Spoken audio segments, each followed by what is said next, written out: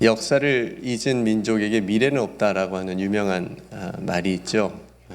우리가 바른 역사관을 가지고 살아가는 것이 중요하다라는 그런 의미일 것입니다. 어떤 역사를 기억하면서 살아가느냐가 우리의 삶에서도 또 굉장히 중요한데, 이것을 신앙에 적용을 또 해보면 우리 신앙에서도 어떤 기억, 어떤 은혜에 대한 기억을 하면서 살아가야 하는지, 또 어떤 기억을 해야 되는지, 또 어떤 기억은 굉장히 중요한 기억으로 또 우리의 삶과 신앙에 있기도 합니다. 이스라엘 백성들에게는 꼭 기억해야 될 그런 신앙적인 굉장히 중요한 사건들이 있죠. 여러 사건들이 있겠지만 오늘 본문을 함께 읽었던 것처럼 광야 사건입니다. 40년 동안 광야의 길을 걸었던 사건, 그 일을 하나님께서는 이스라엘 백성들에게 기억을 하라고 말씀을 하십니다. 하나님께서 요셉 이후에 이 상황이 반전이 되잖아요. 그러니까 요셉 때는 굉장히 애굽이 우호적이었습니다. 애굽의 총리로 요셉이 있었고, 총리로 있으면서 요셉이 굉장히 애굽을 많이 이렇게 또 어려울 때 중요한 일을 했었고, 그래서 굉장히 우호적으로 대해줬지만 요셉이 죽은 후에 요셉을 알지 못하는 새 왕이 이제 애굽의 바로가 되었을 때는, 그때는 이제 완전히 위치가 바뀌어서 이스라엘 백성들이 애굽의 노예가 됩니다. 그러니까 그 기간이 400년이에요. 400년이면 굉장히 결코 짧지 않은 그런 시간이지 않습니까? 그 400년 기간이 이제 지나면서 하나님께서 모세라고 하는 한 사람을 세워서 이스라엘을 출애굽을 시킬 계획을 하십니다. 이스라엘을 노예로 잘 쓰고 있었던 애굽은 이스라엘을 놓아줄 생각이 없죠. 그렇죠? 이거 굉장히 강하게 반대를 합니다. 그러니까 하나님께서 애굽에 10가지 끔찍한 재앙을 내리시죠. 내리고서야 바로는 항복을 하게 됩니다. 근데 그 항복도 굉장히 일시적이었어요. 그죠? 홍해까지 마지막에 찾아와 발악을 해봅니다. 어떻게든 이스라엘 백성들을 죽이려고 하게 되지만 결국 자신들이 죽게 되는 그런 결말을 맞이하게 되죠. 이제 이스라엘이 자유를 얻었습니다. 이스라엘이 애굽의 노예로 있었던 세월도 400년인데 그렇게 애굽에서 고생하면서 살았던 이스라엘 백성들이 얼마나 기뻤을까요? 자유를 얻었습니다. 그렇게 출애굽한 이스라엘의 앞길에는 이제 탄탄대로 이제 평안한 삶, 오늘 본문에도 나오지만 정말 부족함이 없는 이제 그런 땅으로 가서 자신들이 자유롭고 또 편안하게 그렇게 살 줄로 생각을 했던 거죠. 그러니까 희망도 있었습니다. 옛 조상 아브라함에게 약속하셨던 그 젖과 꿀을 흐르는 땅으로 하나님께서 우리를 인도해 주시는 것이 아닌가. 그래서 거기서 살게 되는 것이 아닌가라고 하는 희망에 이제 부풀게 된 거죠. 그런데 하나님께서는 그런 이스라엘의 달콤한 희망과는 반대로 젖과 꿀이 흐르는 땅이 아니라 어디로 인도하셨어요? 광야로 인도하십니다. 이스라엘 바램대로 그 땅에 가긴 갑니다. 오늘 본문에도 그런 마지막 부분에 그런 부분들이 있잖아요. 아름다운 7절 말씀에도 아름다운 땅으로 인도할 거다. 그 땅은 물도 많고 밀과 보리, 포도, 무화과, 석류, 꿀도 많고 먹을 것에 모자람이 없고 부족함이 없는 옥토와 같은 땅이다. 그 땅으로 너희들이 갈 것이다. 결국은 가긴 가는데 가기 전에 꼭 거쳐야 될 곳이 있는데 광야였다. 그러니까 하나님께서는 이스라엘을 애굽에서 나온 다음에 홍해를 거친 후에 바로 이렇게 이 좋은 아름다운 땅으로 인도하신 것이 아니라 광야로 인도하신 거죠. 한번 여러분 생각해 보시면 너무하지 않아요? 400년이나 고생한 이스라엘 백성들을 다시 40년 동안이나 광야에서 아무것도 없는 광야로 인도하신 겁니다.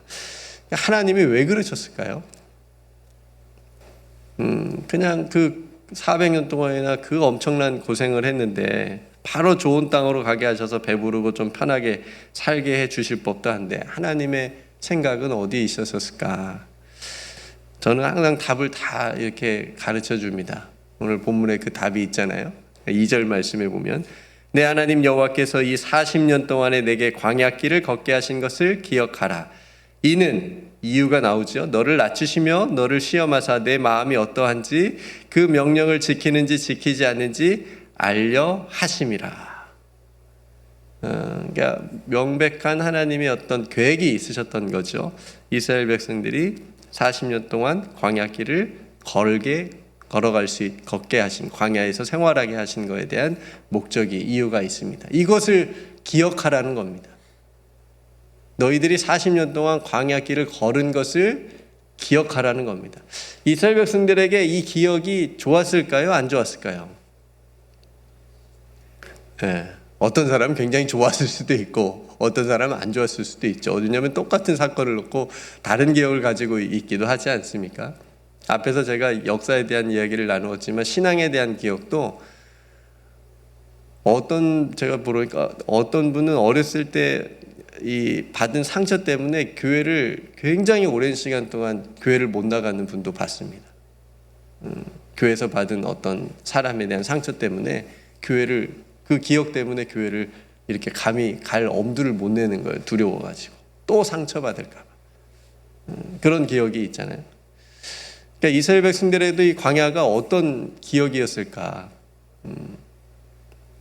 근데 기억을 하라고 말씀하신 거예요. 그러니까 하나님의 자신의 어떤 그런 주관적인 기억이 아니라 하나님의 계획을, 하나님의 생각을 가지고 기억을 하라는 겁니다.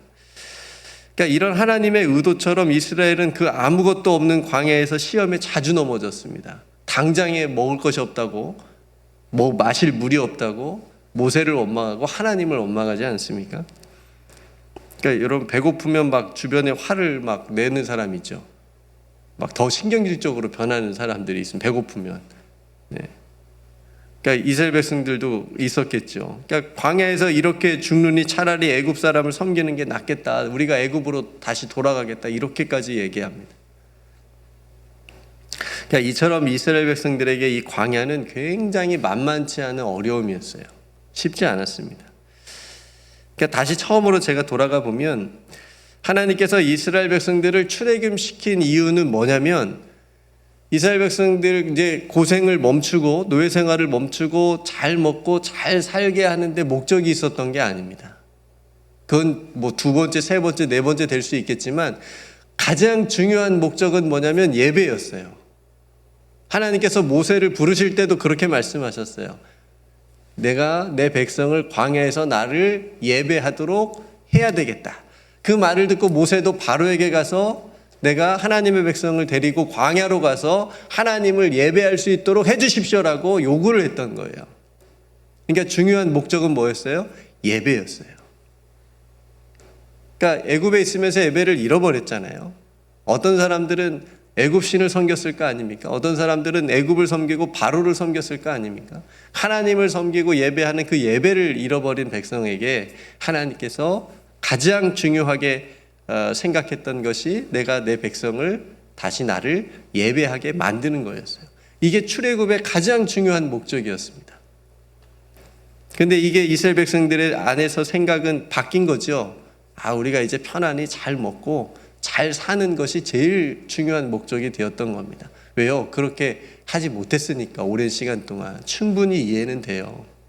그렇지만 하나님께서 오늘 너희가 광야길을 걸은 것을 기억하라고 하신 이유는 뭐냐면 나를 예배하는 그 중요한 하나님의 목적을 너희들이 잃어버리지 말고 기억을 하라라고 하는 것이죠. 그러니까 하나님께서는 이 목적에 맞추고 이스라엘 백성들이 집중할 수 있도록 하나님도 아무것도 안 하신 게 아니잖아요. 먹을 거, 마실 물 없다고 했을 때 줬습니다. 반석을 쳐서 물도 주고요. 40년 동안에는 오늘 말씀에도 나오지만 만나와 메추라기를 내려주셨습니다. 발이 부르트지 않도록 해주셨고 의복도 헤어지지 않게 해주셨다가 이런 말씀이 있습니다. 그리고 밤에는 불기둥과 낮에는 구름기둥으로 인도해 주시지 않으셨습니까? 그러면서 정말 중요한 말씀, 예수님도 이 말씀을 인용하셨지만 3절 말씀에 사람이 떡으로만 사는 것이 아니고 여호와 입에서 나오는 모든 말씀으로 살 것이다. 이게 뭐예요? 예배의 신앙이잖아요. 우리가 이 세상을 살아가는데 목적이 무엇으로 사느냐, 편하고 뭐 그렇게 편리한 삶으로 그게 목적이 아니라 하나님을 예배하는 삶, 하나님의 말씀에 따르는 삶이 우리 인생의 목적이 돼야 된다라고 하는 말씀을 오늘 이 본문을 통해서 해주시는 겁니다. 그러니까 성도 여러분, 한번 잘 생각해 보십시오. 이스라엘 백성들에게는 광야가 현실적으로 굉장히 힘든 시간이었습니다. 그렇지만 반대로 생각해 보면 굉장한 축복의 시간이었다라고 하는 거죠. 그죠? 하나님과 가장 가까이에서 교제할 수 있었습니다. 광야 때는 거의 그냥 여쭈면 그냥 답이 왔습니다. 하나님께서. 그죠? 모세가 그냥 뭐 말만 하면 그냥 왔습니다. 하나님, 쟤네들이 원망해요. 그래? 어떻게 해줄게. 그냥 바로바로 하나님과 교제하는 그런 시간이었잖아요. 광야에서. 그리고 하나님의 인도하심과 보호하심이 분명히 있었고 눈에 보이는 게 있었으니까 만나와 메추라기가 날마다 아침 저녁으로 떨어지죠. 불기둥과 구름기둥이 막 보이지요. 그런 인도하심과 보호하심이 있었어요.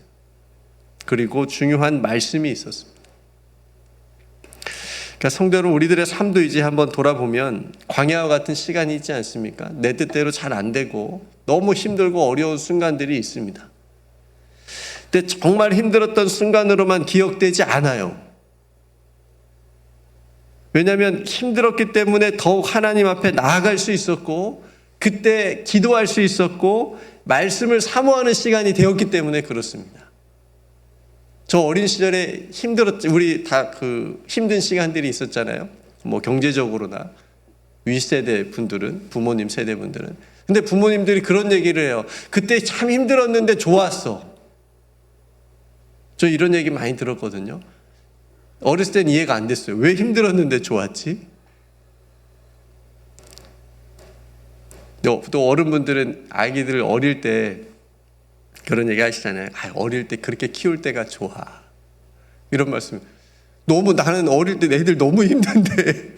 근데 그 말이 이제 좀 이해가 돼요. 애들이 저도 이제 많이 컸으니까.